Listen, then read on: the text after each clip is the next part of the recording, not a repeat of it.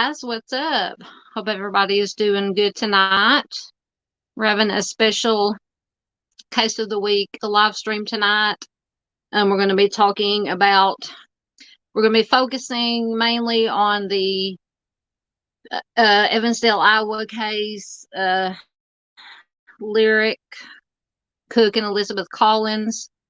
And just how, and we're also going to be looking to do a couple of other cases and looking at just how rare these double child abductions are, and or child abduction, double child abduction homicides.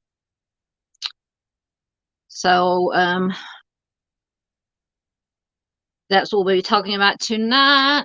See if anybody's going to come in. We got one person here. I think I got everything. I was a little bit late getting everything up and going tonight, but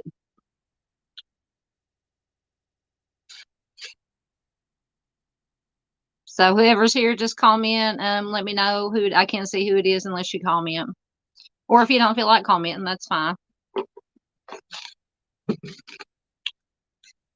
Yep. Hey, Michigan Wifey, always good to see you here. Happy holidays to you too. Hey, Miranda Lee, good to see you here. Thank you so much.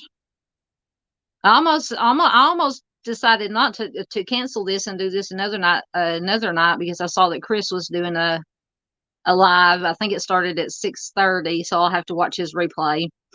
Looks like it's going to be interesting. I think he's going to be taking a look at all the true crime happenings in 2023.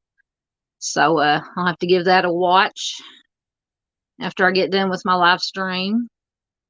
Is everybody ready for Christmas? Finished Christmas shopping yet? Oh, Miranda Lee says, I left Chris to come over here. Well, thank you so much. I feel honored. I know, I mean, no, but no, I mean, I don't want anybody to leave another creator's show to come see mine. I mean, I appreciate it. It's greatly appreciated, but Chris is one of my favorites. So like I said, when I'd already had this scheduled a couple of days ago and I saw he was going to go live, I'm like, man. But thank you so much for being here. I appreciate it. CJK, good to see you here. Good evening all. Merry Christmas. Merry Christmas to you too. And happy holidays. Hope everybody's ready for Christmas. Finish shopping. I can't believe it's, what is it today? The 22nd, 23rd? I don't even know what day it is. Oh, thank you, Michigan Wifey says you're one of my favorites. Thank you. I appreciate that. You don't know how much that means to me for a small channel like mine, and I'm just getting my little community of wonderful people built up here. So that makes me feel good. I appreciate everybody who watches my lives, everybody who watches my videos. It's just I'm so humbled by it and so appreciative, and I couldn't do it without you guys. Yep. Miranda Lee says, Lyric and Elizabeth's case is important to me. Prayers that the perpetrator or perpetrators will be brought to justice. Yes. Of course, I have been following Lyric and Elizabeth's case mainly through True Crime Web, Mr. Steve, and I think Chris Small Crew has done some, but Mr. Steve at True Crime Web has done extensive work. He's talked to Drew Collins, Elizabeth Collins' father, numerous times. He's actually been out to the area where they found the girls' bodies and did drone footage. So if you want to know in-depth, deep dive into this case, please check out True Crime Web. I believe he does have an Evansdale playlist. Because this is not going to be a deep dive. I will give you most of the information on it. But yeah, Mr. Steve has the complete case files and research and everything. So go check that out.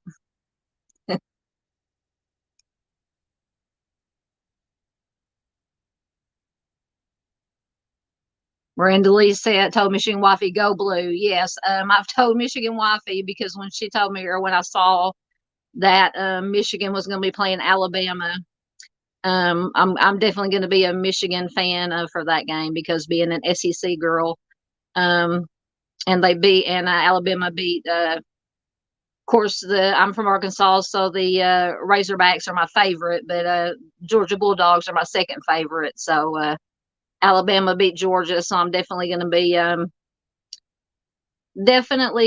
a Michigan fan. And I don't want to offend anybody, but I always say any day that Alabama gets beat is a good day. Sorry if there are any Alabama fans out there, but that's just the way it is. Yes, Miranda Lee says, love True Crime Web. Yes, Mr. Steve and Mrs. Steve are two of my biggest, I've said this before 100 times, two of my biggest inspirations in the true crime YouTube world. That made me want to start my channel and try to be the best ambassador and positive voice that I can be for missing persons and cold cases and just getting the word out. So I appreciate everything that he has done for me. And yeah. Yeah, Miranda Lee says they're great people. Yes, they are. Yes, they are. Very much so. I admire both of them very much and all the great work that they and their whole team do. For anybody that's here that doesn't know, they have a group of volunteers. Of course, it's Mr. Steve, Chris from Mob Crew, Carolyn from Unearthed Secrets, and other behind the scenes people that actually go out and visit these families who have loved ones that are missing or they have lost to a violent crime, and they try to help these families find their missing or their loved ones, and it's all free of charge. So anything you can do to support True Crime Web and the Mob Crew and Carolyn and Our Secrets, all that money or most of the money. And Mr. Steve does have a nonprofit set up that you can donate money to that helps out with equipment they need and just expenses when they're on the road and such. So please go and check that out and subscribe, help any way you can. Even just being, if you can't afford to donate money, even just being a subscriber to the channel, like and sharing, commenting, that helps get them more exposure. And so it's always a good thing when they go out and help these families. All right, we will get into it before I start babbling too much. Anybody who's watched me before knows that I tend to go off the radar sometimes babbling. So before we get started with the cases, let me get full screen for a minute because I'm gonna have to read off my phone for a second. Oh, hold on. Back out. Of course, always. I always have technical difficulties. I'll get it going here in a minute. I promise. See if I can get the right slides. Oh, don't tell me I didn't download the. Hold on. I forgot to download my slideshow. Bear with me 1 second. I thought I heard it. I had it downloaded, but there it is. All right, let me get it downloaded. Once again, I'm unprepared. While that's doing. Thank you, Miranda Lee. Miranda Lee says, I'll share your channel with some people who follow true crime. Yes, thank you so much. That would be very much appreciated. Because for us, did it not download? Oh my goodness. Hold on. Let me try once again. Apparently it is not downloading. I'm so sorry.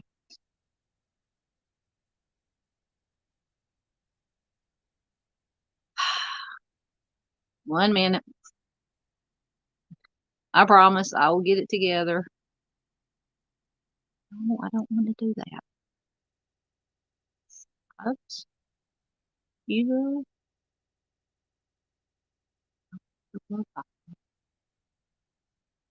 Oh, Jesus, Mary and Joseph.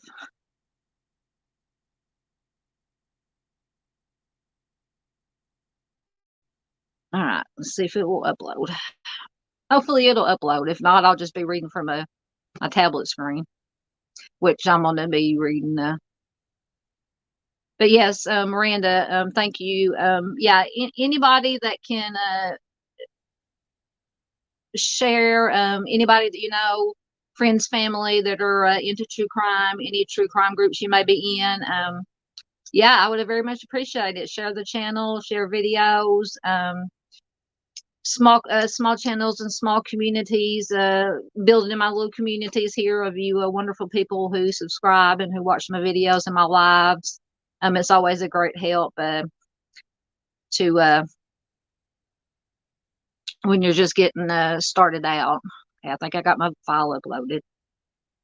And I think when I checked last, my subscriber count is up to 356, so I'm happy about that. So my next my goal is 400. So and I think I read, or Mr. Steve or somebody mentioned when we were chatting, that I think it takes usually around 2 years to reach like 1,000 subscribers. And in February, this coming February, it'll be a year since I started my channel. So I'm kind of on track. So but you know, the goal of my channel, the only goal of my channel to get more subscribers is that the more subscribers I have, the more people will see this information that I share about these missing persons in these cases. So that's what's important ultimately, is getting the word out and these stories out, so that these victims are never forgotten. All right, now let me see if I can get my slideshow up now.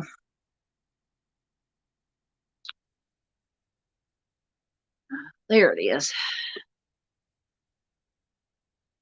All right, so before we just quickly before we get started with these cases, if anybody who's been following my channel, I've been trying to share the Amir Ellis case from here in Arkansas. If you don't know this case, in May, I'll just briefly, which I have a playlist, Amir Ellis, you can find it in my playlist, and it has all the videos I've done so far. He was abducted in May of this year. It was a witnessed abduction. 1 week later, 3 individuals, teenagers, were arrested for his abduction, his kidnapping. After that, there was a gag order put on the case, so not a lot of no information has come out. The last information, besides what I'm going to bring you here in just a second, is at the pretrial hearing, Miss Jessica, who is Amir's mom, she obviously went to the hearings, and when she was doing an interview on one of the local news stations here in Arkansas after the hearing, she said that she now knows that Amir will be coming home on his own 2 feet. So he is presumably known to be deceased. Now they are trying to find his remains. This past Saturday, some human remains were found in Jessieville, which is where they suspect that his remains would be, around the Jessieville area. So today I found, and this is from the Justice for Amir Ellis Sr., because it's so sad. He and his girlfriend, he had a baby boy, Amir Jr., that was born after he was kidnapped. So just feel so sorry for his mom, his whole family, his girlfriend, his baby. But anyway, this is from the Facebook group, and it says, I've had a good afternoon. I've had several people ask if there are any updates on the remains found last Saturday in Jessieville. Unfortunately, not yet.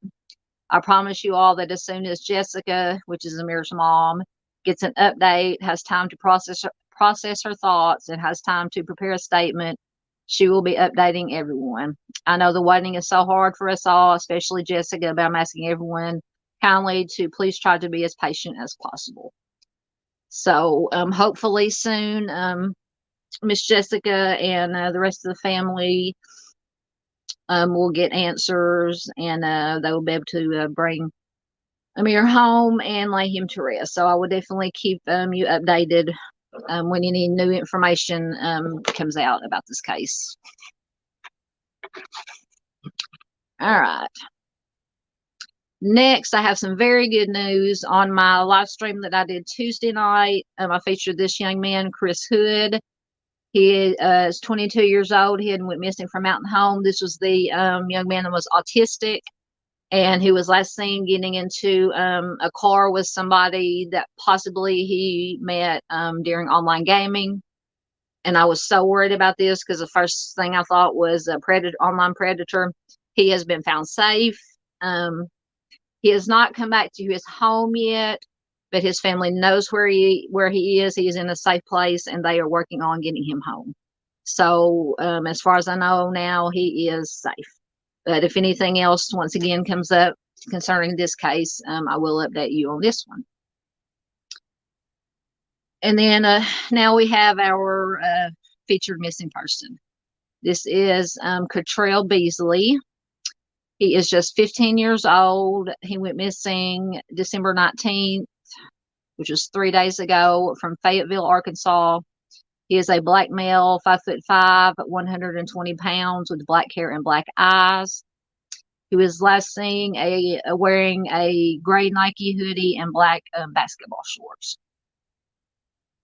So if you have any information about Cottrell, his disappearance, his possible whereabouts, please contact the Fayetteville Police Department at 479-587-3555. And just a little bit more info with this. It says that he has some high risk factors and is considered vulnerable. So it's very important to locate this young man and bring him home. It says someone in the community knows where this boy is. Please call Fayetteville PD and let them know. Let's get him home for Christmas. Absolutely. Very important to get all our missing, especially children, home as quickly as possible. All right. So, like I said, we're going to be talking, mostly focusing on the Evansdale case, Lyric Cook and Elizabeth Collins. Very rare double abduction. We also be touching on a couple of other cases of double abductions. And when I read these statistics, and we're going to be I'm going to show you just some child abductions statistics in general. And some of them I was aware of, and then some of them kind of surprised me a little bit. So we will take a look. So worldwide, every year, around 8 million children are reported missing, and this is worldwide. So that's a lot of children. The U.S. accounts for around 800,000 of the 8 million children that are reported missing every year. 2,300 children are reported missing daily in the U.S., and they range from either parental or stranger abductions, runaways, being kicked out of the house, misunderstandings, or just getting lost. The child may wander away, and they're found. I don't know what they mean about misunderstandings. Maybe if the child leaves the house to go to a friend's house, doesn't let the family know, and just doesn't get in touch with the family. And that's the way I interpreted the misunderstandings part. All right, so this next one I did know. Less than 1% of missing children are abducted by strangers.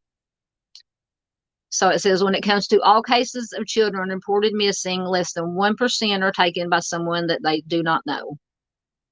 91% of missing cases are runaways, and 5% are family abductions, either by a family member, family friend, non-custodial parent, and things of that nature. Based on reports from the FBI, over the last 10 years, fewer than 350 children were abducted annually by strangers, despite the high profile news coverage in many cases.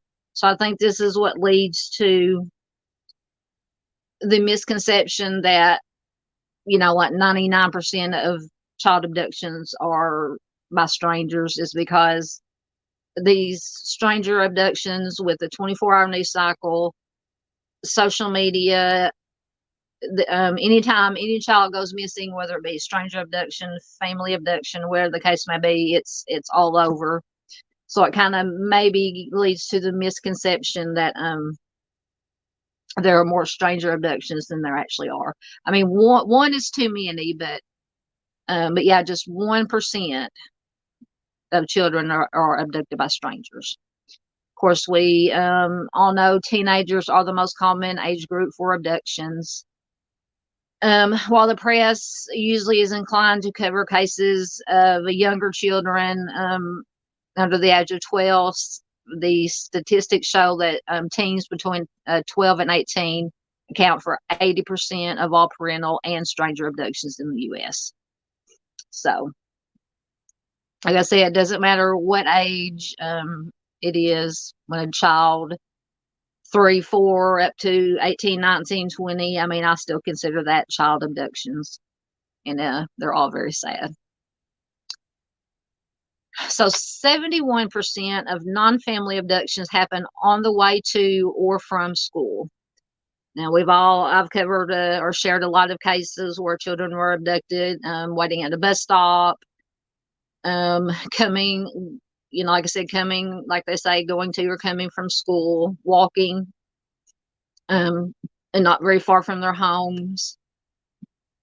And notably, the most likely time of day for abductions is the afternoon or early in the morning.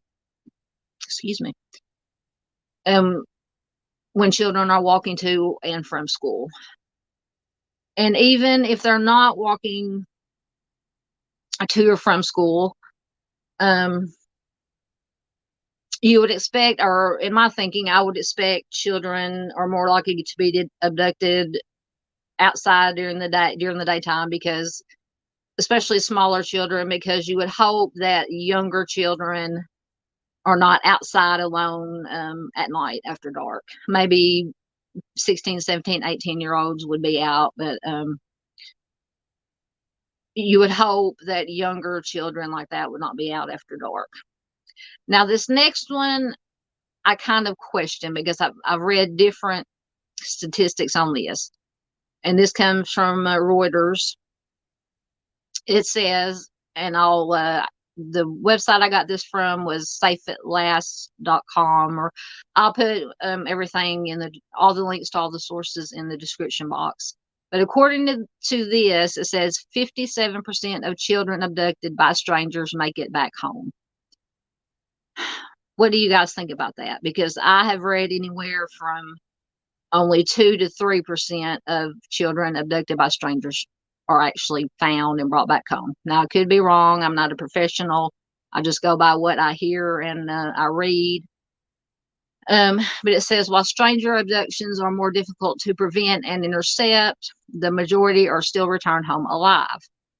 Child abduction rates show that since stranger abduction is most often a premeditated act, it involves using techniques to lure the child to come willingly with the offender, only to be, victimized later. The nature of this crime makes it much more difficult to catch, especially after more than a few days have passed. So yeah, usually they say the first 24 to 48 hours, of course, is the most important. And the more days that go along, the hours that pass, it makes it harder to find. All right, so now we will get into the double child abductions. And this information comes from an article I'm going to be reading from. It's I forgot the name of it. I will be reading from it, so I will give you the name of it. It says that the double abductions and homicides of 2 children at the same time is a rare offense, even for violent crime standards. The National Center for Missing and Exploited Children says that the abductions of random children are already rare. As we said, only 1% of child abductions are by strangers. Most of these offenses take place over the internet and are arranged ahead of time by the offender, but the actual snatching of children off the streets is incredibly rare. And then 2 children being abducted at once in the middle of the day is even more rare. It says it happens in a very small fraction of disappearances, and most of these involve family members or family friends of some kind. So if you take that in general, only 1% of child abductions are stranger abductions, and you narrow that down even more to these double abductions and or homicides, that's just a infinitesimal fraction of a percent. I mean, it's just I can't almost can't wrap my mind around how incredibly rare this is. But like I said, I'm going to bring you tonight three cases of this very thing. So the abduction of children in broad daylight was and is such a rare offense that the FBI had only recorded around 15 of incidences like this between 1974 and 2012, which is when Lyric and Elizabeth disappeared. So only 15 between 1974 and 2012. So that tells you even more how just incredibly rare this is, and scary nonetheless. So it seemed like these other rare double abductions, that Lyric and Elizabeth's case is one of those extremely rare circumstances where an opportunistic predator had managed to corner or lure both of the girls into a vehicle and taken them somewhere else and do what predators do. And it's just so unfortunate and so sad. All right. Back out here and see what we got going on.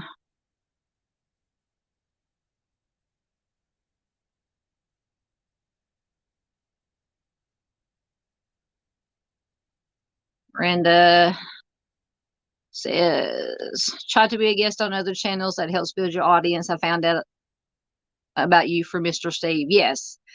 I thank Mr. Steve so much. I was a guest on his show Tuesday before last. He invited me to be on. We talked about the Morgan Nick case. Just so incredibly thankful that he gave me and appreciative that he gave me that opportunity. And I'm just so grateful. He and Mrs. Steve are 2 of my heroes and my inspirations for doing this. So yes. CJK says, I'm not familiar with this one.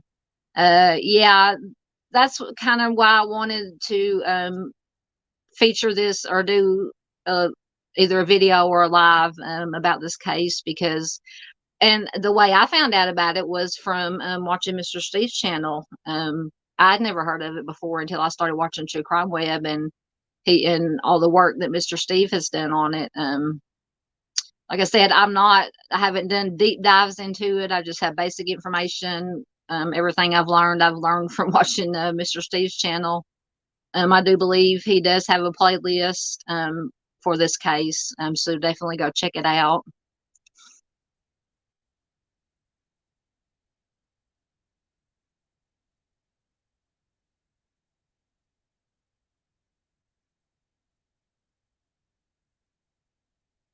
Miranda says, what was the kidnapping motive? Which are you talking about? I might have missed something.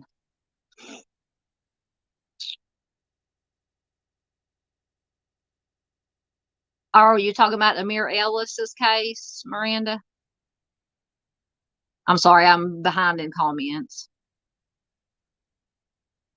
Miranda says, thank you for featuring people of color. Statistically, they get less press coverage. Yes. And if you're asking about the motive for the kidnapping, if you're talking about Amir Ellis, Right now, it is unknown. Check these other comments. Okay, so yes. So on Amir's case, just a little a friend had dropped him off at a male friend of his had dropped him off at one of his female friends' house. They were going to hang out, and I don't know if it was her house. I think it's actually the female friend's grandmother's house. The grandmother was there.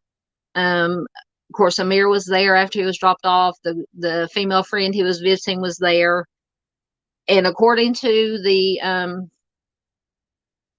female friend that was there, all of a sudden, three individuals came into she had gone to the bathroom or to another room, and all of a sudden she heard somebody busting in the door, yelling and screaming, ruckus going on.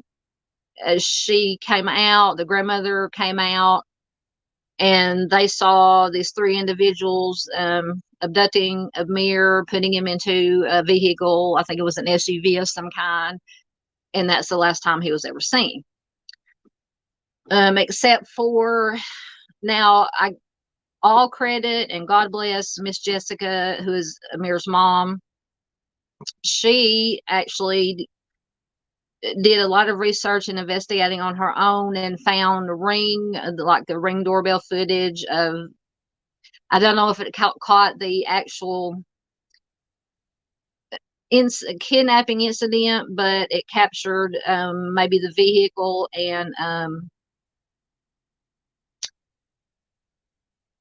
and it also showed after he was kidnapped, friends coming up to this residence and asking, have you seen Amir? Where is he at? What happened? And things in that nature. But like I said, after they did arrest three individuals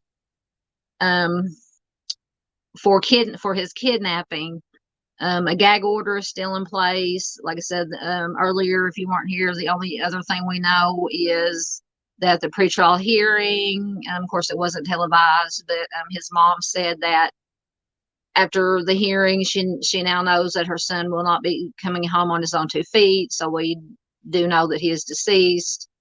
They found Saturday that human remains were found in the general area where they believe they got tips or leads that Amir's body most likely would be. So they're just waiting now. That the remains were sent to the crime lab to first of all to make sure they were human remains, and to see if they can get an identification to see whether or not it is or isn't Amir. But just from posts in the Amir Ellis Facebook group and posts that were shared to the group from his mom, she believes, and it seems likely that the remains probably will be Amir. But like I said, we won't know for sure until they get the results back. Yes. Oh yeah. CJK says the depravity is always shocking. Yeah.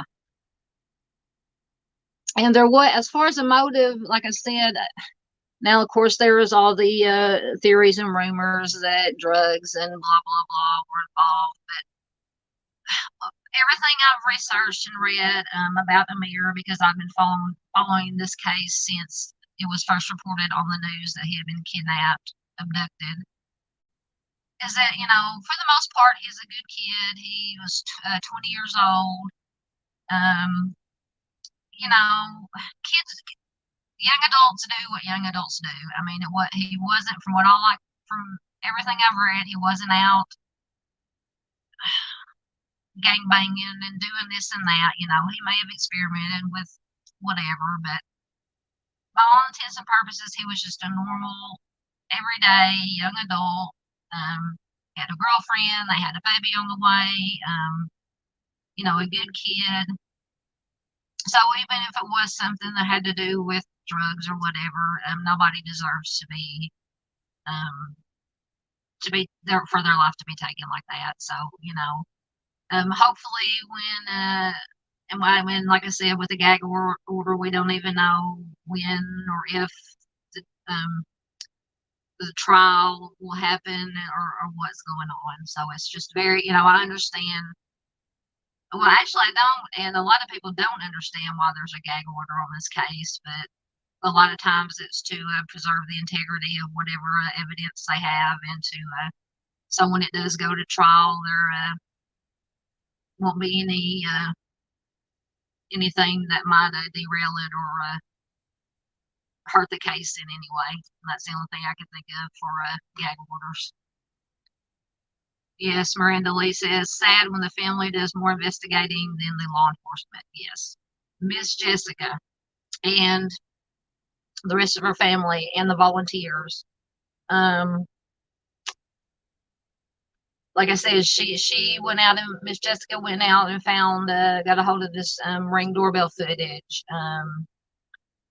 She has organized, she and volunteers have organized all these search parties to go out and search for Amir when, hoping when he was, hoping back when we had the hope that he was still alive. And then even after finding out that he's most likely not alive, still organizing search parties to find his remains to bring him home. So, yeah, it's just, I think lately they've been getting a little bit more help from the Pine Bluff Police Department as far as the searches go, but it's mainly just volunteers out of the goodness of their hearts that has been out searching to try to find Amir. Yeah, CJK says that the depravity is always shocking. Yes. Just when you think, I always say, just when you think you've seen the worst, you haven't. You see something that's so much more worse. All right, we will get my tablet going before we babble on. But if you have any, some more have to read from my tablet for a minute. We'll talk about, this is Elizabeth Collins and Lyric Cook. They went missing on July 13, 2012 from Evansdale, Iowa. They were cousins. 6 months later, their remains were discovered in a wooded area about 20 miles away from when they were last seen. But as of 2023, which is 11 years now, their case has still not been solved. It was just, sorry, I heard a weird noise. I didn't know what it was. Just such a sad case. So anybody, just read a little bit here for anybody who doesn't know. Oh, that's not going to work. I need to get me a stand to put my tablet on when I'm reading from it. So a little bit about Evansdale. It's in Iowa. It is a small city in Black Hawk County. It's about 10 miles southwest of Waterloo. It says Evansdale and Waterloo tend to bleed into one another, as well as the city of Cedar Falls, which rests on the opposite side of Waterloo as Evansdale. The three cities rest along the Cedar River and seem to have grown into one another, which has created a larger metropolitan type area. But despite Evansdale having a population of just under 5,000, more than 100,000 people live in the immediate vicinity, giving it a small town feel, but having all the benefits of a much larger suburban area. For years, Evansdale enjoyed a reputation of being a rather obscure town, hidden in the middle of nowhere, or hidden in the middle of the Midwest. But an hour away from Cedar Rapids and close to 2 hours away from Des Moines is wedged in the middle of nowhere, Iowa, as they say, in a sleepy section of the state that doesn't receive much attention outside of election season, it says. That is until the case of Lyric and Elizabeth. So we're going to take a look first at Lyric and Elizabeth, these two beautiful little babies. Lyric Ray Lynn Cook Morrissey was born on October 2nd, 2001 in Waterloo, Iowa. Her parents, Dan Morrissey and Misty Cook Morrissey, had one child, an older son named Dylan, prior to Lyric. Lyric was very close to her brother. Lyric grew up primarily in Evansdale, being raised by her grandmother and her aunts.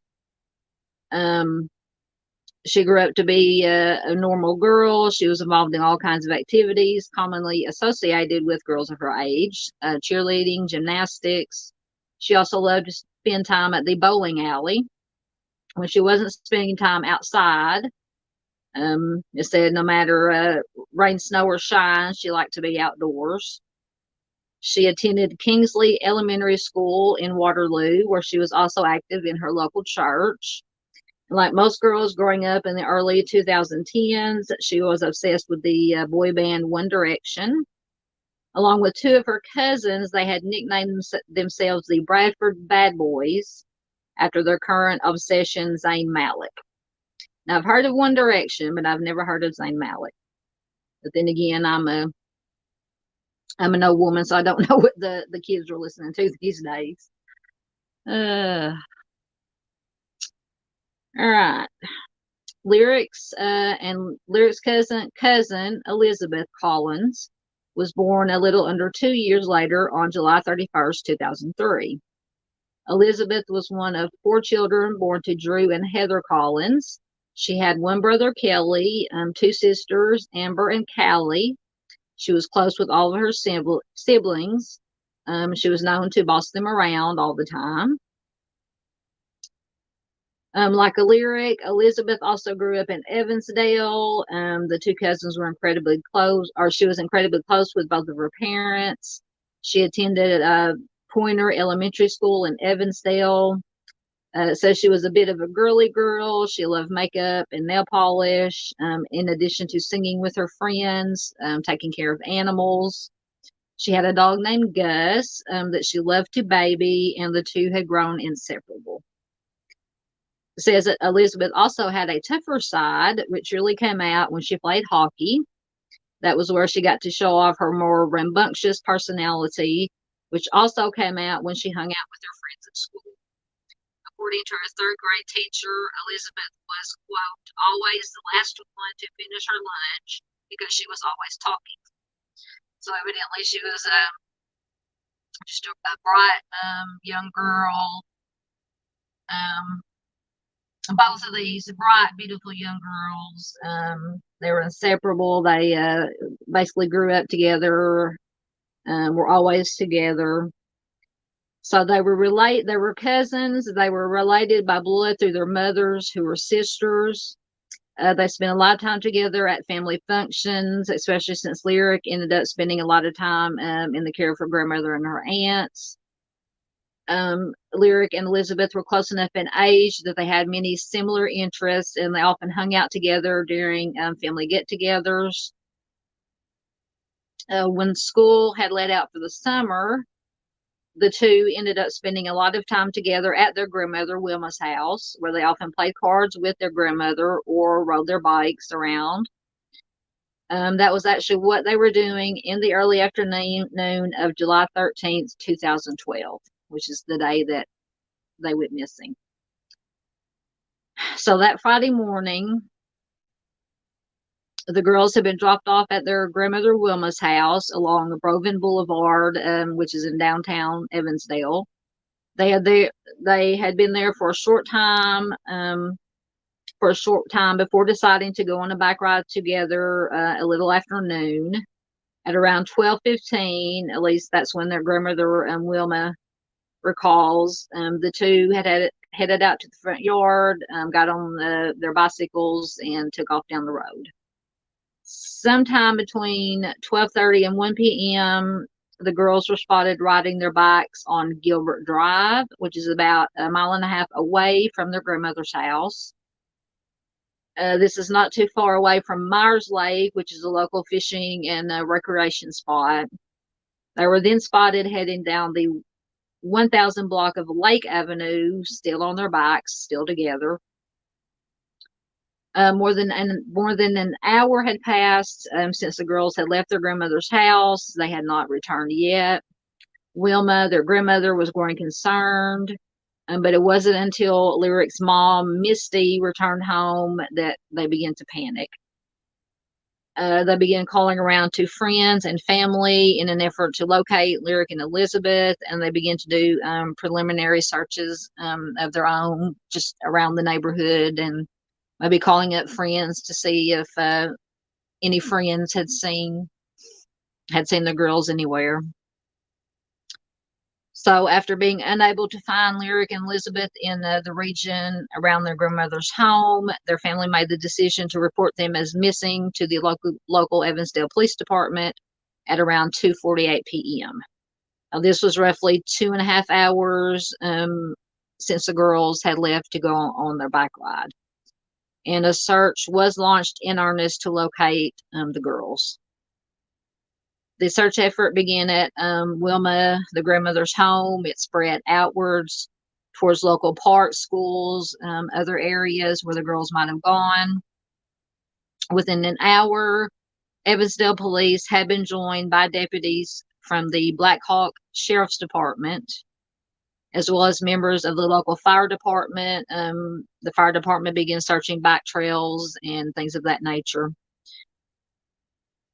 A find later that day inspired hope, but immediately raised some alarming questions. So on a trail located near the southeast corner of Myers Lake, they found the bikes belonging to the girls. Local firefighters had made the discovery at around 4 p.m. They forwarded this information to the police. Also located at the scene was Elizabeth's purse, but the two girls were nowhere to be found. There seemed to be no trace of them near the location their bikes had been abandoned, nor was there any kind of clue pointing in a single direction. So from what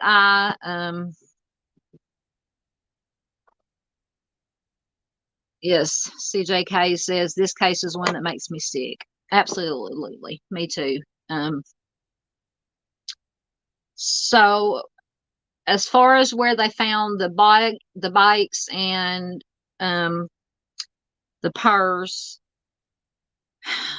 and this is if I'm trying to recall what I've watched from Mr. Steve at True Crime Web's videos and his research of the case, is where the bikes were found and the purse was found. It was along one of these bike trails. I believe on one side of it there was some kind of fence or a wall that separated the bike trail from a road, and on the other side like maybe a wooded area. And the theory is that this was kind of like a pinch point or a narrowing point. How I would relate to it, being a country girl growing up on a farm, is like a cattle chute. When you herd cattle into a chute to give them, when you're trying to round them up, to give them their shots and stuff, you head them into a lane, and the lane gets narrow and narrow until there's really no escape. So that's kind of what I like and visualize when, so it would be unfortunately, a perfect place to lay in wait for someone, for a predator and offender to wait for somebody, whether it be a child or an adult, to come down to this pinch point, ambush point, and unfortunately, it appears that's what happened, because later on we'll get into a vehicle that was seen in this area where the bicycles were found and the purse were found. So after the finding of the bicycles and the purse, police began combing through the immediate area around Myers Lake. They moved outwards in the hopes of locating any kind of clues.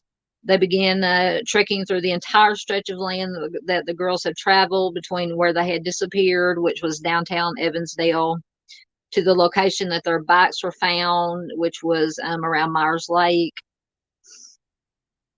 Police were soon joined by hundreds of volunteers who came out in droves to show support for this small town family. Not only did these volunteers help physically search for the girls over the next several days, they began organizing candlelight vigils and press events to raise awareness and keep the story in the news for as long as possible. That's always the most important thing when a child or anybody goes missing, is to keep their name out there in the news, in these candlelight vigils, to just to keep their names out there, and so any bits of information or leads or tips will keep coming in. In the days after the disappearance of Lyric and Elizabeth, security footage was obtained from an auction house located a short distance away from their grandmother's home where they left from.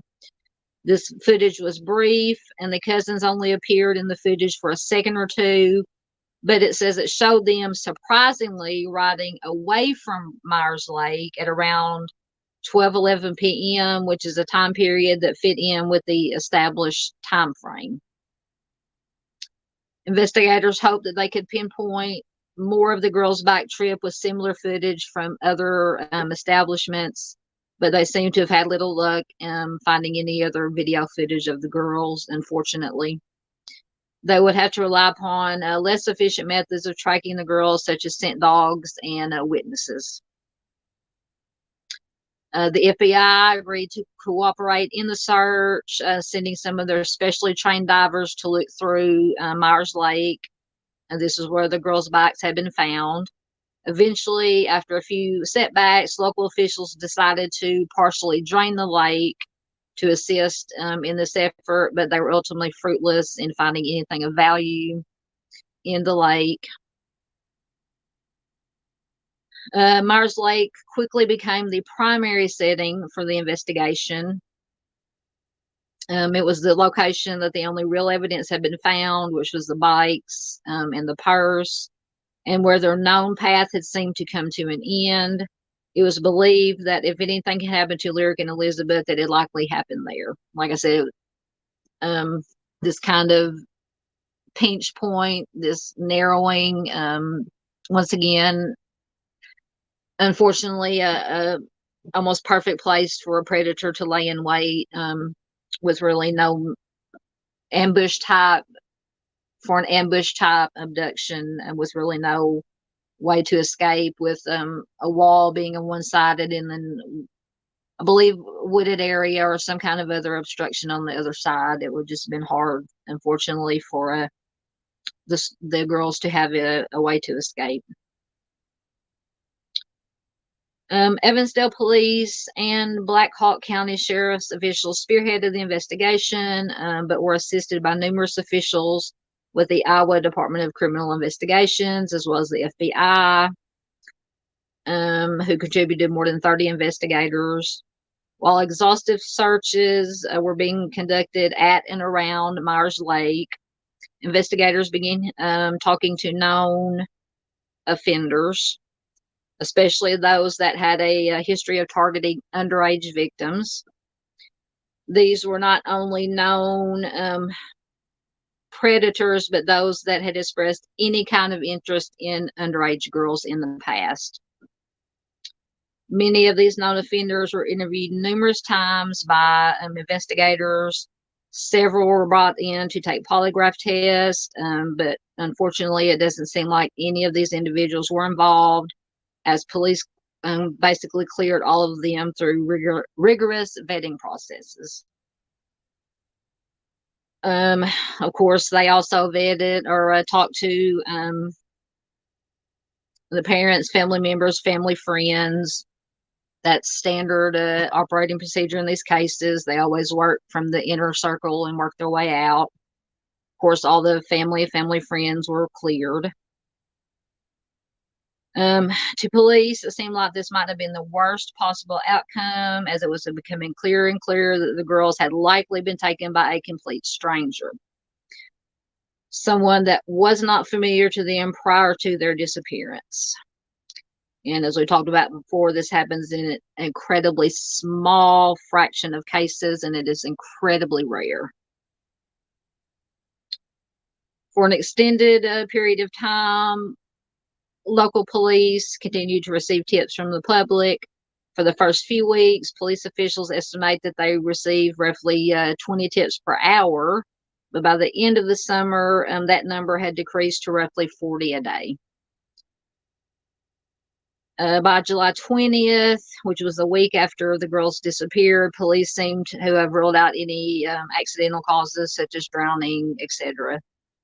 This development allowed them to move the scope of the investigation fully to a stranger abduction, with them believing that foul play was involved in the case. However, everyone involved continued to hope that the girls would be found alive and that they could be brought home safely. Sandy Briault, a spokesman for the FBI, stated later that month, quote, "We believe these girls are alive and we are not discouraged by the passage of time since their disappearance. We are urging anyone with information to come forward. Any information, as insignificant as it may seem, could be vital to this investigation." And that's always what you hear over and over in these cases, is just how vital just any little piece of information is. You might not think that it's important, but anything and everything is important to these cases. Drink. All right. To where I want to read to next. So it wasn't until the end in December of 2012 that the families of Lyric and Elizabeth received any kind of update. Make sure I'm advancing my slides. Nope, I'm going backwards. There we go. So, Seven Bridges Wildlife Park is about 20 miles northeast of Evansdale in Bremer County. It's known primarily as a hunting ground. It is no stranger to illicit or unsavory behavior. Back in the day, in the 70s, it had been a party spot for underage parties. Dating back to the 1970s, as a place for high school students to meet up, hang out, do what teenagers do. But over time, it had lost that luster, and then it became as a park or a dumping ground that only locals, keep in mind, only locals seem to know about. So early in the day, on Wednesday, December 5th of 2012, a group of hunters had been moving through Seven Bridges Park when they came upon two sets of human remains.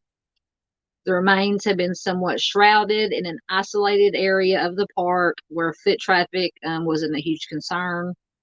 In fact, investigators stated that the remains were placed in a location that someone would have had to have almost been on top of to notice.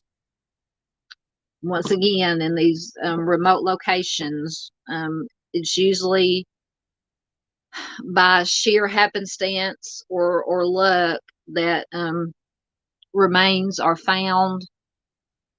You can do shoulder to shoulder searches and you can walk right by them. And then days, weeks, months, years later, you have a hunter, a hiker, a dog walker out exploring, walking around, and they just happen to come across the remains. And that's how most of these remains of these missing persons are found. So it is very lucky that these hunters came across the remains of Lyric and Elizabeth.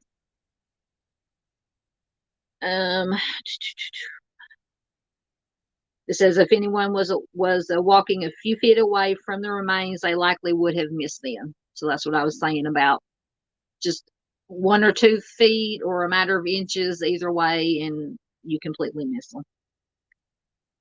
The two sets of remains appeared to be smaller in stature and by all accounts appeared female. That's what police reported later in the day after receiving a call from the hunters at around 12:45 that afternoon.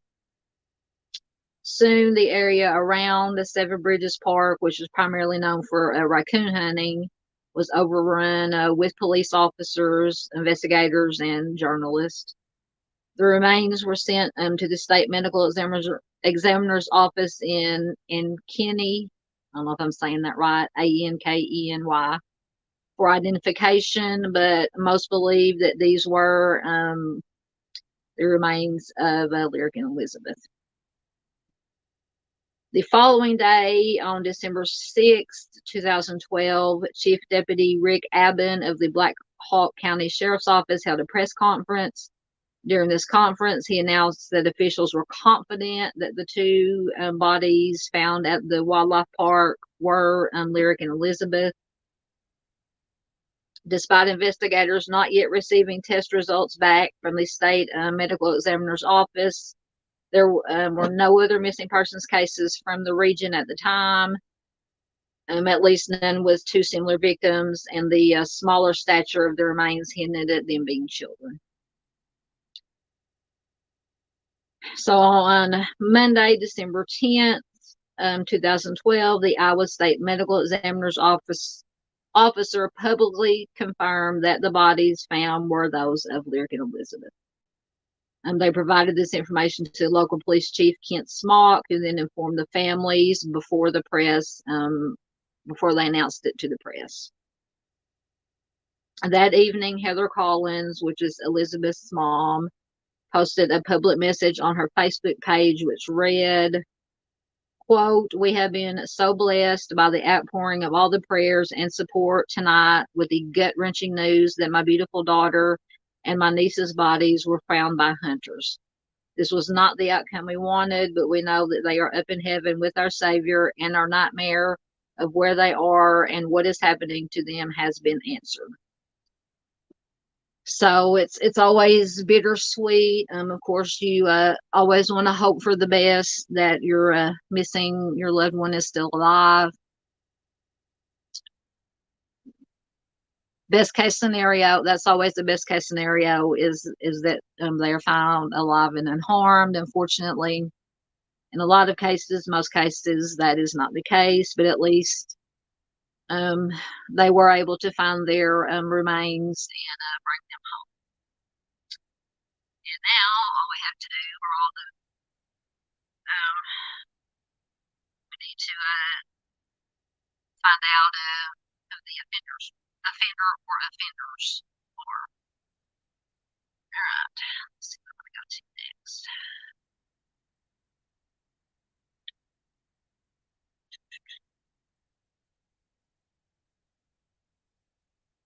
Sorry, I'm trying to scroll down. Okay, so now we will talk about, let's see if this is my next slide, the right slide. So approximately 6 months after Lyric and Elizabeth's remains were found in Seven Bridges Park, another case began to play out in Dayton, Iowa. On May 20th, 2013, 15-year-old Kathlyn Sheppard, who you can see in this slide here, was walking home from school with her 12-year-old friend. While walking home, the two girls were abducted, both girls, broad daylight, were abducted by a man that was able to lure them into his vehicle under threat of violence. I'm sure, and I have another brief article I want to read to you with more information about this case. After getting into the man's truck, their abductor drove them around for a bit, crisscrossing through the immediate area. This was mainly a rural area, probably wooded land, farmland. He then drove the two girls to a pig farm that he worked at, which was quiet and very isolated. There, in trigger warning for anybody, there the abductor zip-tied the girl's hands and he separated the two girls. He led away 15-year-old Kathlyn. He left the other girl who unsupervised in his truck. This girl, who was 12 years old, was left alone. She managed to escape the truck just moments later. She fortunately was able to run to the nearest. She found a house to get help, and the police were called. Now, when the police arrived at the scene, they discovered a troubling sight. The abductor's truck was still at the location, but his body was inside the truck. He had taken his own life in an effort to escape. In other words, he took the coward's way out. But 15-year-old Kathlyn Sheppard was nowhere to be found. Her body would later be discovered in the Des Moines River several weeks later. It was about 20 miles downriver from the pig farm. She had been stabbed and beaten to death. And once again, it says the victim of a senseless abduction and homicide. And we will get to this is Michael Plunder. The abductor was later identified as Michael Plunder, who is a registered offender from Stratford, Iowa. That's been the better part of 2 decades in prison for various offenses. And I'm going to now go to give you some more information on Kathlyn Sheppard and some very shocking, deplorable information about Mr. Plunder here. So this comes from kcci.com. It's a Des Moines website. It's from May of this year. The Dayton community is honoring the memory of 15-year-old Kathlyn Sheppard 10 years after she was kidnapped and her life was taken. The Iowa Division of Criminal Investigation said 42-year-old Michael Plunder, a registered offender, kidnapped Sheppard and 12-year-old Desi Hughes on May 20th, 2013. The girls were kidnapped after getting off the school bus. So that goes back to when we were looking at the abduction statistics earlier. It said that 75% or so of stranger abductions or child abductions occur when children are either going to or coming home from school. So they were actually abducted after they got off the school bus. And they were taken to a rural agricultural facility, the pig farm, in a pilot mound. Desi Hughes was able to escape and ran to a home in the area to get help.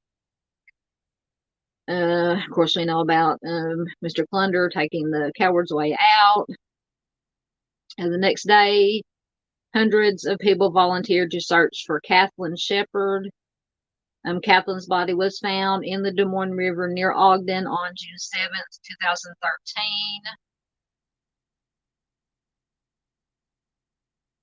After 18 days of searching, authorities said her body was found by fishermen about 13 miles south of where the girls' backpacks were found. And so listen carefully. I'm going to give you some information about Mr. Plunder here and his offenses. And keeping in mind what we know about statistically about serial offenders. See if you find anything strange or anything that stands out to you about this information about Mr. Plunder. So, Mr. Plunder had been released from jail in February of 2011 after being convicted of kidnapping in 2 separate cases. Court documents show that Clunder was convicted of third-degree kidnapping, sentenced to 11 years in prison, and placed on the Iowa Offender Registry for the kidnapping of a 21-year-old red woman near Mason City in 1992. Records show that in 1991, Clunder was charged with the kidnapping of two 3-year-old girls. They were later found alive and unharmed in a trash can in Northwood, which is about 50 miles from Charles City. He pled guilty to 2 counts of third-degree kidnapping and willful injury in that case. So, from that information and the information about 15-year-old Kathlyn and 12-year-old Desi, do you find anything that sticks out about Mr. Clunder?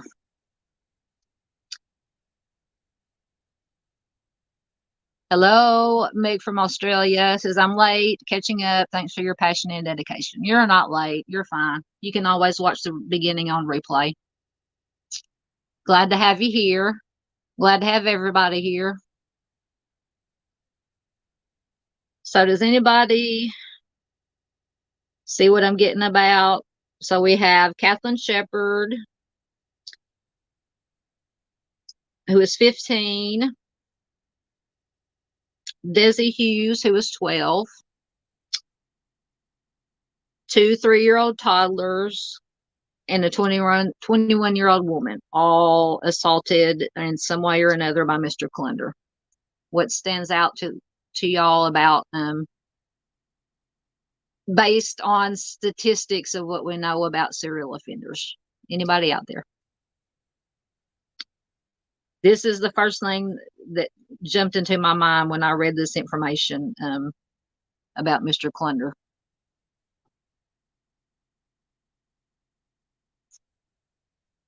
Anybody?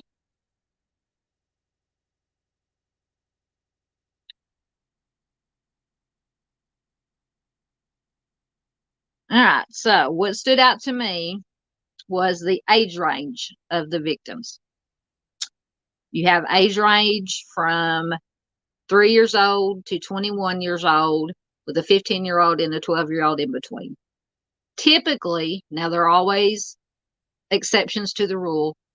Typically, serial offenders will stick to a certain type, either male or female, maybe based on physical appearance, and they usually have a certain age range. We have Mr. Clunder here, who apparently is all over the place with age range, at least. Because, like I said, you have 2 3-year-olds, a 12-year-old, a 15-year-old, and a 21-year-old. So that just grabbed my attention immediately when I was reading about Mr. Clunder. Like I said, it's not, I mean, we've seen it before. But it's just, like I said, there are exceptions to every rule, but it was just blew my mind that and ranged from 3 years old to 21 years old. Thank you, CJK. Thank you so much for this live. I look forward to your next one. Thank you so much for being here. I appreciate it very much. And anybody watching that's going to watch the replay, I appreciate it. Ooh, I gotta get on the ball here. I'm already an hour 15 minutes in. All right. Let's see what we're going to go to next. I promise we're moving along. We're moving along.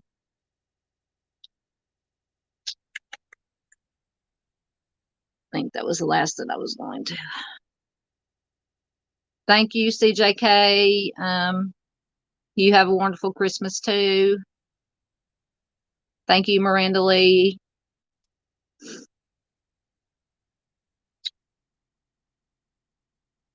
All right. I think we're going to go now just to some information, a little bit more information about Lyric and Elizabeth. And this comes from iwoodcoldcases.org. Let's see what my next slide is so I'll know what I'm talking about. Oh, yeah, the Clunder investigation. All right. Fine, we're going to be here.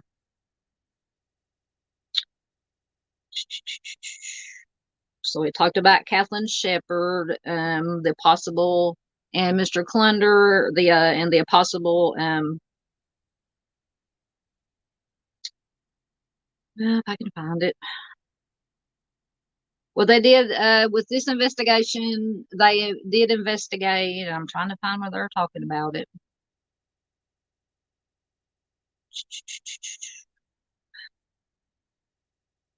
But they basically ruled out Clunder as a possible suspect in Lyric and Elizabeth's case. But I'm trying to find where they're talking about it.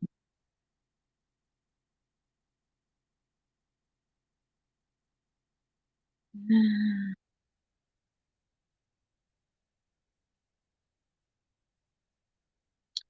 now I can't find it. Oh, Lordy. I'm always never prepared. Anyway, they basically ruled out Mr. Clunder as a suspect in Lyric and Elizabeth's case. So we'll see what's next. Okay, so the next important piece of information. 6 months after Lyric and Elizabeth remains were found, authorities announced on June 24th of 2013 that 3 separate witnesses who said they saw a white, older model, full-size SUV type vehicle similar to a Chevy Suburban or a Ford Bronco parked on Arbutus Avenue on July 13th. And I think I put a white, hey, Junior Johnson from Michigan. Are you go blue today too? Good to have you here, Junior. We are talking about, in particular, the Evansdale, Iowa case, Lyric and Elizabeth, Lyric Cook and Elizabeth Collins, and then in general, the very rare double, and for anybody who may be coming in late, the very rare double abductions and or homicides of children. In the beginning, and you can go, anybody who's coming in late can go back and watch the beginning on replay. I gave them just some general statistics on child abduction, and then how very incredibly rare that double abductions are. Miranda says, lots of Michigan peeps here tonight. Hey, it don't matter where you're from. And I checked my demographics again the other day in my weekly recap that I got from YouTube. Of course, most of my audience is from the U.S. I have been getting more from the UK, Australia. I know Meg from Australia was here earlier. I don't know if she still is. Fritzy Garage that comes in sometimes is from Poland. So it excites me that I'm getting some viewers from around the world. Junior Johnson says, I'm getting ready to go to bed, but wanted to say hello and give me a thumbs up. Thank you so much, Junior. I appreciate it. Like I said, if you want to, you can always go back and watch the replay. Hey, Dandelinis. She says, I got notified but was busy. That's fine, sugar. It's almost Christmas. I know everybody's busy. I wasn't expecting a whole lot of people to be here. Because I know people are getting ready for Christmas. It's what, the 20, I don't even know what day it is, 22nd, I think. So I hope everybody is almost ready for Christmas. Oh, goodness. Junior Johnson says he's got to get up at 6 a.m. Bless your heart. Right now, I'm currently not working until probably around the first of the year, so I can stay up as late as I want to and sleep as late as I want to. But I wake up at 8 or 9 o'clock because when I was working, I got up at 8 o'clock every morning. So doing that for 10 years makes it kind of hard to break that habit. So hello for everybody that is here and who's been here, anybody who's watching on replay. All right, so we'll get back to this witnesses that saw this Two witnesses said they'd seen a white SUV parked between two back trail signs, according to KWWL Channel 7. The other witness told police they saw the vehicle parked near the woods on the east side of the lake, only a few hundred feet from where the bikes were found. So I'm assuming this is in the general area of what I was talking about, of this kind of narrowing or pinch point. Miranda Lee says, yes, the white SUV. I guess I think just from what I know about this case, which is, as I said earlier, I don't know if you hear just what I've learned from Mr. Steve, watching Mr. Steve's videos and lives about this case.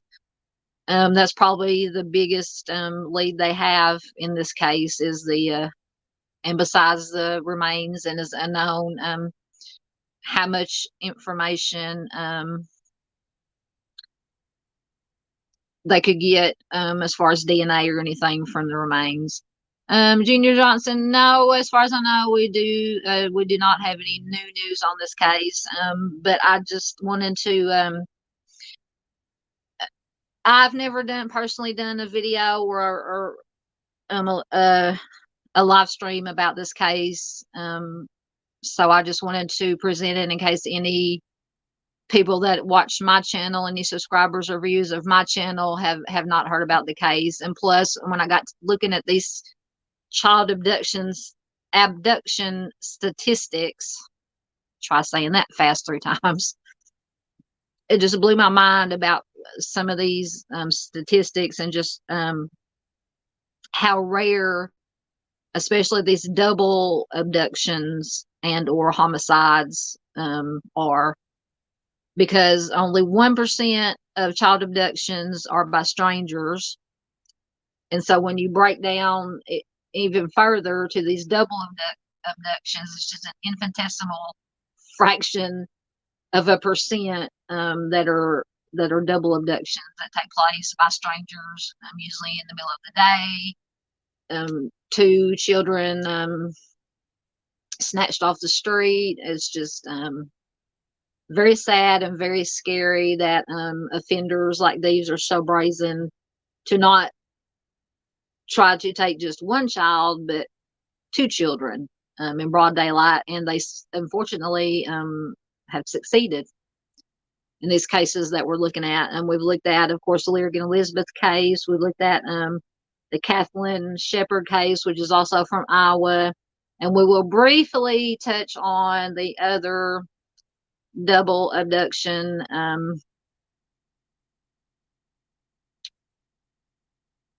We won't get into it a lot, but like I said, I've been saying, unless you've had your whole head in a hole for the last few months, you'll know what the last case that we're going to touch on. Yeah, Junior Johnson says Stephen or August both have said this case is solvable. Oh, absolutely. I believe that, in my opinion, I am by no means an expert like Mr. Steve and Ruckus are. They're both former law enforcement, and all the other creators out there that are former law enforcement. I believe, in my heart, I believe every case is solvable. All you have to do is just get that one tip, that one lead. It could be the tiniest thing. All you need is one tip, one lead to follow, and that might give you more leads and more tips. And I truly believe that any case with the right person, the right people, the right tips, the right leads, the right information can be solved. So I agree. I agree, Junior Johnson, wholeheartedly. All right. Back to the white SUV. So all 3 witnesses said that they'd seen this white SUV parked between the 2 bike trail. Okay, I already read that part. All the witnesses said that they've seen the SUV sometime between 11:30 a.m. and 12:30 p.m. on July 13th, the same day and approximate time period when the girls went missing. There are just a lot of reports, a lot of information to read through. Said Mike I don't know how to pronounce this, Rohrcast with the Iowa Division of Criminal Investigation. Now that there's a little bit of a lull, we're able to start pouring through those reports and make those connections. Witnesses described the vehicle as a large and clunky white SUV and an old style boxy Suburban. So that would, I know what an old Suburban looks like. Now I have a 2000, early 2000, not Bronco, Tahoe, and it's very boxy. So I can kind of understand what they're saying about it. Looking boxy, because newer SUVs kind of have more of the smoother and subtle edges. They're not as boxy. Though two of the witnesses came forward, the information while canvassing, the third came several months later because the person assumed someone had already told the police about it. So this is another, I go back to this, it's always important. Never assume that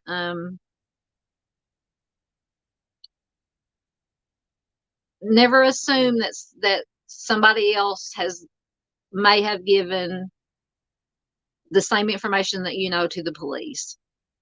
It's better to be safe than sorry. Always, if you have any information on any case or think you may have seen something, even though you think it might not be important, it absolutely is, and absolutely let the right authorities know about it. Let's see what we got going.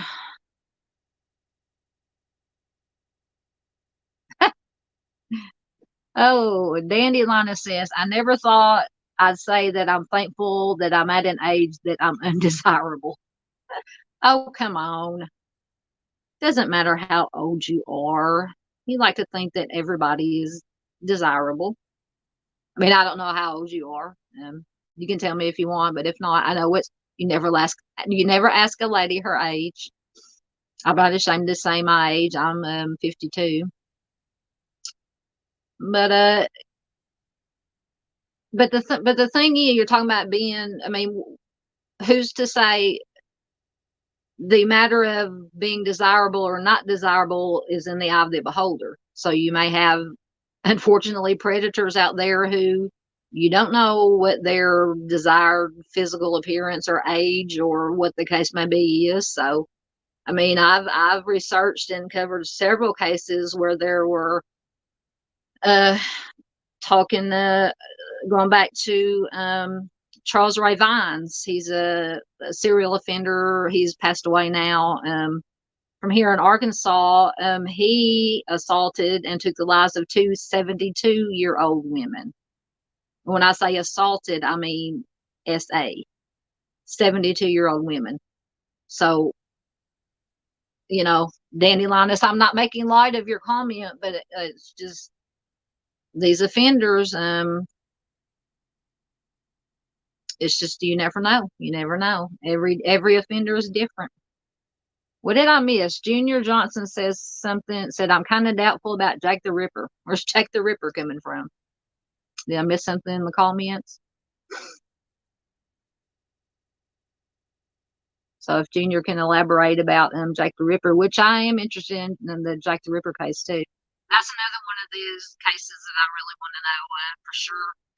We may never know for sure who did it. There are lots. That's another one where you can go down. The Jake the Ripper case is one where you can go down the rabbit hole, and everybody's got a theory about who Jake the Ripper is, along with Zodiac. That one, people go down the rabbit hole on that one too. Okay. Okay, so here is the information I was looking for earlier about Clunder. This Michael Clunder, who was involved, the perpetrator of the Kathlyn Sheppard crime. So state investigators conducted a painstaking examination of potential similarities between the kidnapping and homicide of Dayton teenager Kathlyn Sheppard and missing person cases in Iowa. And in June 2013, a state official announced that potential connections were already being analyzed between Kathleen's crime and Lyric and Elizabeth's crimes. Thankfully, we know for every county, every city, what unsolved missing persons cases they have. And we'll want to look and see if there are any attributes from those cases that are at all consistent with this case. And so we covered the Kathlyn Sheppard case. Let's see what my next slide is so I know what I was going to talk about next. Okay. Junior, I'm still not understanding. Okay, so Junior says, I'm thinking it's a little too old. What is a little too old? Jack the Ripper? Yes, Miranda, Mr. Clunder did unalive himself, which, in my opinion, he took the coward's way out, but he saved the state a lot of time and money by taking care of himself. So I may be crude and rude saying this, but I it doesn't bother me at all that he decided to take it into his own hands. All right, so let's see where I'm going to. In August of 2014, Evansdale Police unveiled a new webpage, which is evansdalepolice.org/latest on Lyric and Elizabeth, to act as a clearinghouse for information on the case. During, make sure I didn't skip. No, okay. During a press conference, police said that they believe the person who abducted Lyric and Elizabeth were most likely locals. The FBI's BAU, which develops profiles of suspects, had released new details drawn from the FBI study, and it unveiled those conclusions on the page. So, in other words, the BAU did a profile. Part of the profile, the offender is familiar with both Myers Lake, which is now called Angels Park, in Evansdale, and Seven Bridges Wildlife Area in Bremer County. The suspect chose Seven Bridges because he or she was familiar with the area and knew it was secluded. The offender blends in with and may be part of the Evansdale, Bremer, and surrounding communities. The suspect likely used quiet coercion to gain the girls' compliance into leaving Myers Lake, using a ruse or threat of violence, and that other possible characteristics include all the other generalities. May have been experiencing stress related to personal troubles. The suspect may avoid discussing the case or showing interest in the matter, but is likely following developments in the media. The offender may have found this, which is not it didn't surprise me. The offender may have attempted to abduct children or adults in the past.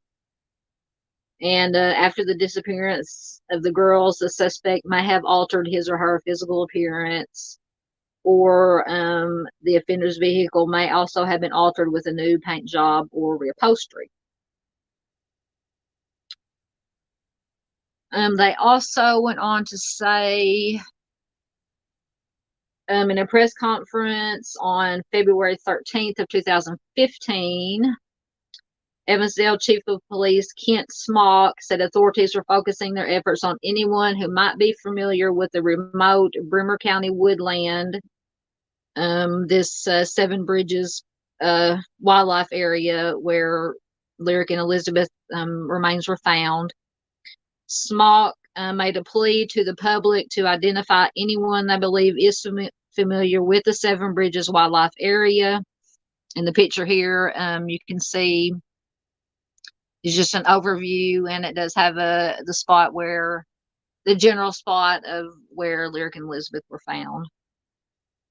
So the chief said, I think you will all agree with me that Seven Bridges is extremely remote. We have no doubt that the person or persons responsible for this crime are very familiar with Seven Bridges. Investigators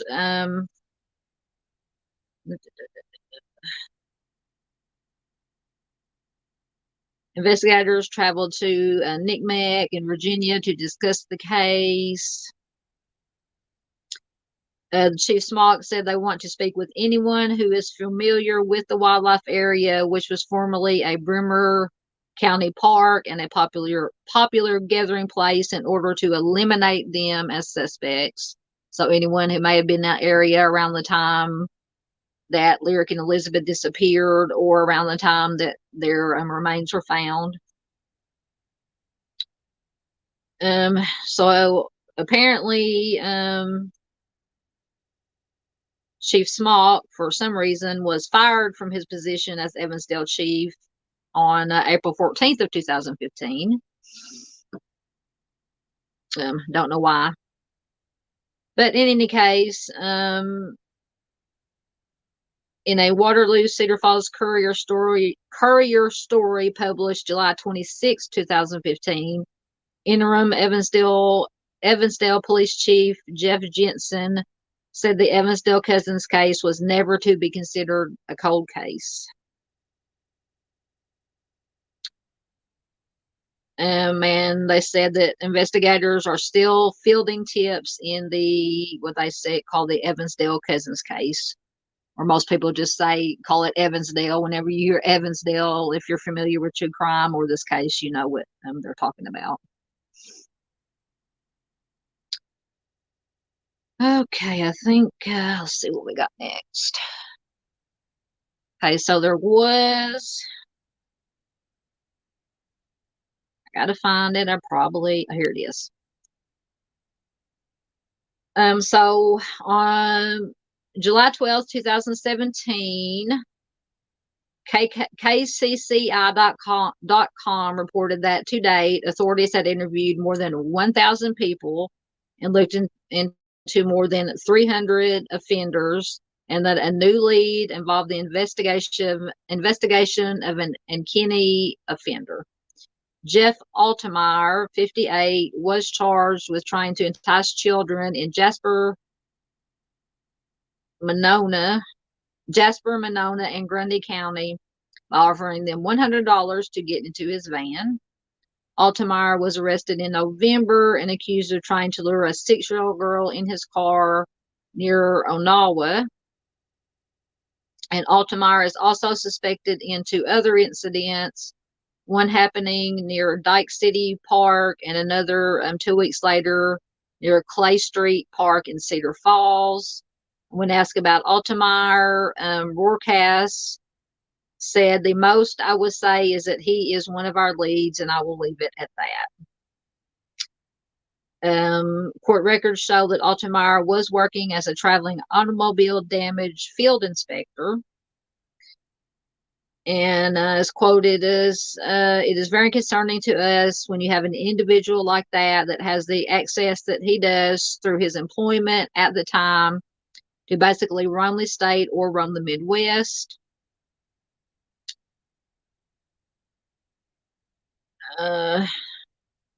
As of July of 2017, 2 people had confessed to the crime, but said authorities eliminated them after discovering the individuals had no intimate details about the case. And of course, investigators have never shared publicly how what Lyric and Elizabeth's COD or manner of death was. So has anybody heard about this? I think this is the first I've heard, unless I've just missed it, about this Altemeyer guy being a possible suspect.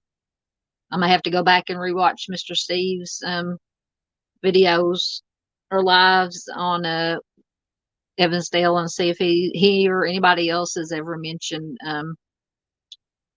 this Jeff Altemeyer.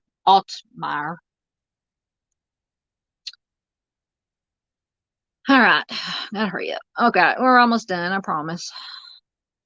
So now we'll take a look at these 2 beautiful little girls. Lyric Raylene Cook Morrissey was born on October 2nd, 2001 in Waterloo to Dan and Misty Morrissey. She attended Kingsley Elementary School and she was 10 years old. Lyric passed away on Friday, July 13th, 2012. Lyric was a very special young lady. She was an infectious joy to be around, with a smile that radiated with love.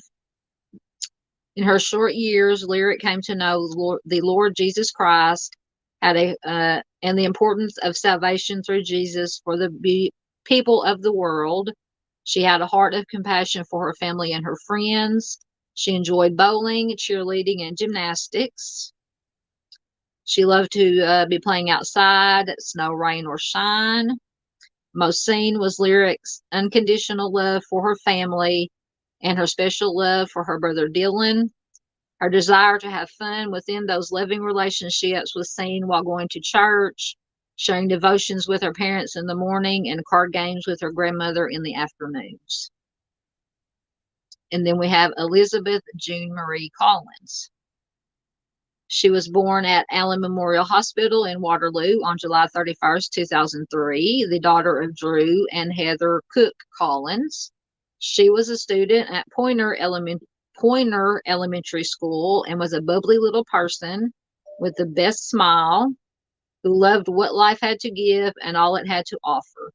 Elizabeth enjoyed dressing up, getting her nails and hair done. She loved singing, riding her bike, playing softball and hockey. She had a big heart and she had a great love for animals.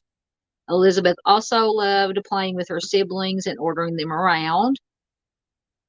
She enjoyed going on vacations and had traveled to many places, and many times were treasured as a family lying in bed, eating popcorn and watching movies. Elizabeth passed away on Friday, July 13th, 2012, and she was 8 years old. So that is the basic information on these two beautiful little girls, Lyric Cook and Elizabeth Collins, who were abducted from Evansdale, Iowa in 2012. 6 months later, their bodies were found. The case is now 11 years old. It has still not been solved. So anybody, if you have any information about the circumstances surrounding the disappearance and or homicides of Lyric and Elizabeth, please call the Evansdale Police tip line at 232-6682 or Cedar Valley Crime Stoppers at 855-300-8477. A $150,000 reward raised privately and by the FBI is available for information leading to an arrest and conviction in the case. Additionally, Cedar Valley Crime Stoppers has offered a $50,000 reward for anyone coming forward with information that just simply leads to an arrest. So anybody out there, if you happen to have any information about this case, please, you can see the numbers that you can call there on the slide. Once again, no information, no tip is too small. Excuse me, I said before, you don't know what you don't know, or you don't know what you do know. So any little bit of information is important. And then the other case, like I said, we have Libby and Abby Delphi. We're not going to get into that because I know this whole thing, as far as RA or whoever you think the offender is, RA, bridge guy, whoever, is a whole dumpster fire now. But the heart of the case, of course, is Libby and Abby. Once again, another very rare double abduction. We mostly know the circumstances of how they were abducted. Most likely, whoever RA or whoever bridge guy or whoever, because I know people have different opinions on who the offender is. But once again, broad daylight, 2 children abducted, and so we're not going to get into the details of all that. But yeah, I just wanted to take a look at Lyric and Elizabeth's case to anyone who had never heard of it before, and just to the speak a little bit about the very rare rarity of these double abductions. Junior Johnson says, Merry Christmas, everyone. Merry Christmas to you. Happy holidays to you and everyone. Dandy Linus, justice for Abby and liberty. Absolutely. Let's just hope. Like I said, I don't want to get into a whole thing about it because I know there's differences of opinions. I just want a fair trial on both sides, all the way around, both sides, defense and prosecution. And to me, Abby and Libby are getting lost in this whole dumpster fire, hot mess of what's going on with the lawyers and the judge and all the, basically, in my opinion, BS that's going on right now. Let's just get back to the heart of the case, finding or justice for Abby and Libby, whether it be RA or not. Let's just get on with the case. And if it's RA, hopefully he'll serve his time, or get whatever justice is coming to him. If it's not him, if he's found not guilty, get back out there and start looking and trying to find who is. So that's all I'm going to say on that. Libby and Abby are the heart of this case, and their families, of course. And they need justice. They need justice, just like Lyric and Elizabeth need justice. This is a mural of Lyric and Elizabeth from Myers Lake. It has been kind of renamed Angels Park.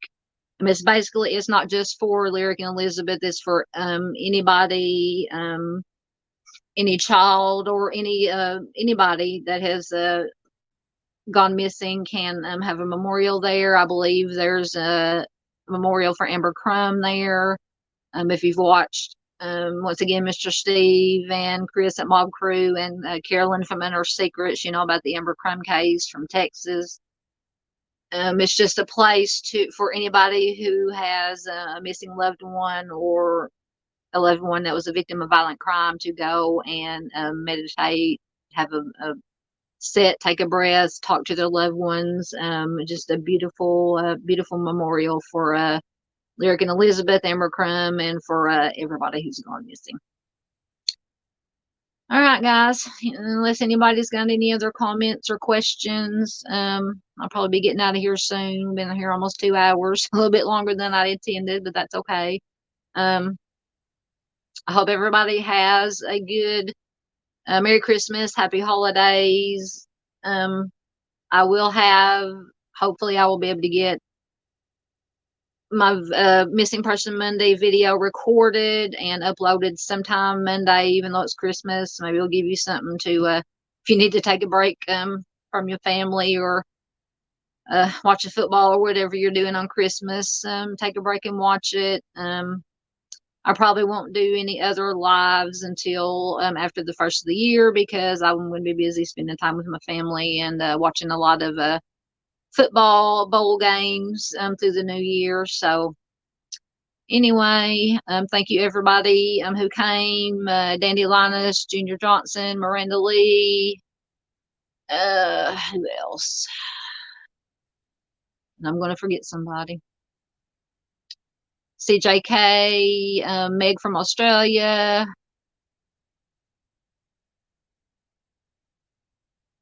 I'm just trying to go. Michigan Wifey, of course, as always.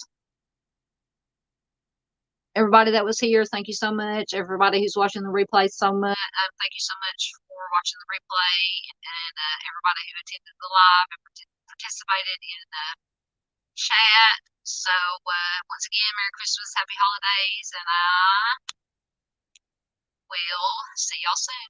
Bye-bye.